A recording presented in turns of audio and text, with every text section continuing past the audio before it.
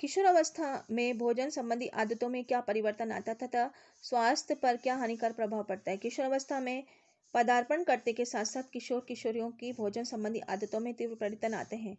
वे घर में परिवार के सदस्यों के साथ भोजन करने की बजाय होटल, रेस्तरां और दोस्तों के साथ भोजन करना अधिक पसंद करता है। वे दाल, रोटी, फल, सब्जी, सादा भोजन के स्थान पर तुरंत पिज्जा, बर्गर, सैंडविच, चाट, पकौड़े खाना पसंद करता है। वे ताजे फल, सब्जियों के रस के स्थान पर सॉफ्ट ड्रिंक, पेय पदार्थ आदि पीना पसंद करता है। युवा अवस्था वयस्क अवस्था में क्या अंतर है?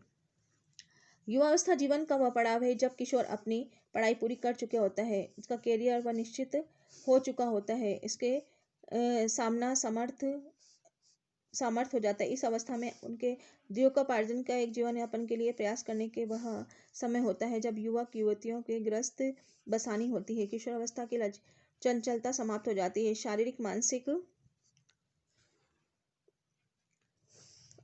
मानसिक श्रम करने से थकान, तनाव आदि से झेलते हुए सामंजस्य बिठाना होता है। इस अवस्था में आर्थिक उत्पादन की अवस्था होती है। महिलाएं पोषण संबंधी समस्याओं के शिकार क्यों होती है? अधिकतर महिलाएं दुबली व छड़छड़ी दिखने की लालसा में नाश्ता ग्रहण नहीं करती है और कम भोजन ग्रहण करती से पोषण संबंधी समस्या की शिकार हो जाती है। प्रौढ़ावस्था में व्यक्ति का व्यवहार कैसा होता है? प्रौढ़ावस्था में आर्थिक सामाजिक स्थिरता की अवस्था है। इस समय प्रौढ़ अपनी आर्थिक व सामाजिक उन्नति के चरमोत्कर्ष पर होते हैं। अब वे संवेगात्मक रूप से स्थिर व शांत, सौम्य व अनुभवी है तथा प्रौढ़ समाज के विविध आयु वर्ग के लोगों के लिए दिशा निर्देश भी कार्य करता है। युवा वर्ग में महिलाएं पोषण संबंधी समस्याएं बताइए। युवा वर्ग की कई महिलाएं दिन भर के खाए जाने वाले भोज्य पदार्थ के कम करके दुबली पतली छड़छड़ी के उद्देश्य से सुबह का नाश्ता ग्रहण नहीं करती है। महिलाओं के घर से सारा कामकाज निपटाने में 12 से 1 तक कामकाजी महिलाओं के कार्यालय में दोपहर का भोजन आवश्यक अवकाश के समय पर ही भोजन ग्रहण करती है, जबकि दिन में अच्छी शुरुआत दिन भर ऊर्जावान बनाए रखने के लिए अच्छे पोषण संबंधी सुबह का नाश्ता बहुत ही आवश्यक होता है। ऐसे युवा जो सुबह नाश्ता नहीं करते, दिन भर जलपान भोजन रात्रि को भोजन करने से उसकी अधिक मात्रा का सेवन करते हैं। निम्न आय व भारी भरकम शरीर श्रम करने वाले व्यक्तियों के लिए पोषण संबंधी समस्याएं क्या है?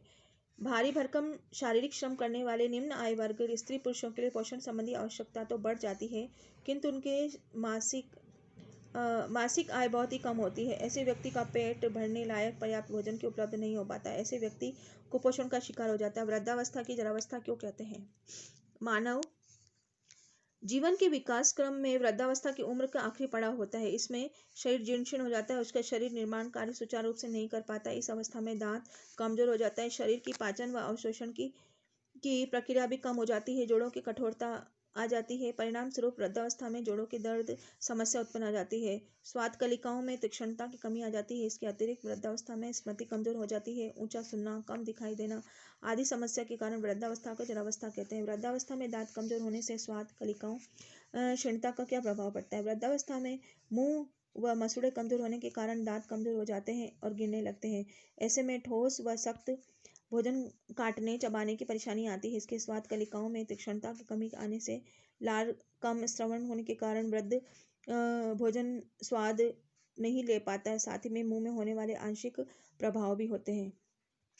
वृद्धावस्था के लिए आहार आयोजन करते समय किन किन बातों का ध्यान रखना चाहिए? वृद्धावस्था में वृद्ध व्यक्ति के लिए आहार आयोजन वृद्ध व्यक्तियों के लिए आहार आयोजन करते समय निम्न बातों का ध्यान रखना चाहिए। उनके भोजन में ताजे व मुलायम फलों का अधिक मात्रा में हरी सब्जियों का समावेश किया जाना चाहिए। उनके भोजन में तरल भोज्य पदार्थ की भरपूर मात्रा का प्रयोग किया जाना चाहिए। उनका भोजन सादा, सात्विक, कम मिर्च वाला होना चाहिए। उनके भोजन में वसा का प्रयोग कम से कम करना चाहिए। उनके भोजन में दूध व दूध से आहार में पर्याप्त उपयोग होना चाहिए। वृद्ध व्यक्तियों का भोजन नरम व सरलतापूर्वक चबाया जाने वाला होना चाहिए। वृद्धावस्था में प्रोटीन की आवश्यकता क्यों होती है? वृद्धावस्था में शरीर में तंतुओं के टूट फूट की प्रक्रिया अधिक होती है, अतः इन तंतुओं की मरम्मत के लिए प्रोटीन की आवश्यकता होती है। जो कि वृद्ध व्यक्तियों के लिए भूख की कमी आ जाती है, पाचन शक्ति क्षीण हो जाती है। ऐसी स्थिति में प्रोटीन युक्त दालें कम खाने लगते हैं, किंतु अपने प्रोटीन की आहारी आवश्यकताओं की कमी नहीं आती है। इसलिए वह उच्च गुणवत्ता वाले प्रोटीन पदार्थ के दूध व दूध से बने पदार्थ ग्रहण करने चाहिए। वृद्धावस्था में होने वाले शारीरिक परिवर्तन को लिखिए। वृद्धावस्था में निम्नलिखित शारीरिक परिवर्तन उत्पन्न होते हैं। रोग प्रतिरोधक क्षमता में कमी आने के कारण वृद्ध बार बार बीमार पड़ जाते हैं। आय बढ़ने के साथ साथ श्वसन संबंधी तकलीफें, हृदय संबंधी रोग, मधुमेह आदि रोग हो जाते हैं। रोग के अंगों की क्रियाशीलता में कमी आ जाती है। उपापचय, वजन व मांसपेशियों में क्रियाशीलता में कमी आ जाती है। मुख में काटने व चबाने के दांत कमजोर हो जाते हैं, टूट जाते हैं। आहार नल के पाचन रस कम हो जाता है। भोजन का पाचन व अवशोषण कम हो जाता है। हड्डियों की मांसपेशियों के से जोड़ने वाले ऊतकों में कोलेजन की मात्रा बढ़ने से जोड़ों में जड़ कठोरता आ जाती है। तंत्र की कोशिकाओं में क्षीण होने के बाद स्वाद कलिकाओं की वृद्धि में कमी आ जाती है। वृद्धावस्था में दिए जाने वाले आहार पोषण तत्वों के निर्धारक कारकों का विवरण दीजिए। वृद्धावस्था में आहार का निर्धारण करते समय इस अवस्था में होने वाले शारीरिक व मानसिक परिवर्तनों का ध्यान में रखना आवश्यक होता है। इस संबंध में मुख्य रूप से निम्नलिखित कारक हैं। आहारी उपापचय दर कम होने से वसा की मात्रा कम की जानी चाहिए। अस्थियों, दांतों, संरचनात्मक परिवर्तनों के कारण कैल्शियम, अनेक खनिज लवणों की अधिक मात्रा में समावेश होना चाहिए। लार ग्रंथियों का स्राव कम होने से कार्बोहाइड्रेट पाचन कठिन हो जाता है। वृद्धावस्था में आहार में प्रोटीन खाद्य पदार्थों की निर्णय अनिवार्य पदार्थों के अनुरूप समावेश करना चाहिए। वृद्धावस्था में आहार आयोजन के समय खनिज लवणों की अत्यधिक मात्रा का समावेश किया जाना चाहिए। इसका मुख्य कारण वृद्धावस्था में अवशोषण की दर घट जाती है।